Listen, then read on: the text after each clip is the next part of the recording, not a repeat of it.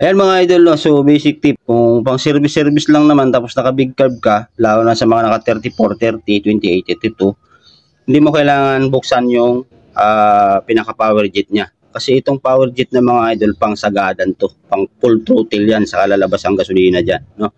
Pagka pinul mo yung throttle niyan, pupuslit yung gas dyan. So ito, pwede mong isarado yan o pwede mong buksan. Ngayon, kung nangangarera ka, kung araw-araw kang humahabol kay kamatayan, ayan, no, buksan mo yan. Kahit kada piga mo yan, kada throttle mo, sigurado, lalabas ang gas niyan. Gas kasi ang power jet talaga, ang trabaho ng power jet mga idol, no, pagka sinagad mo na ang throttle mo, yung as in sagad na, saka na yan, may lalabas yan dyan na napakalakas na gasolina. Galing dito sa receiver, aakyat yan dyan. Okay, para hindi siya mabibitin sa gas kasi yun yung hanap mo malakas di ba?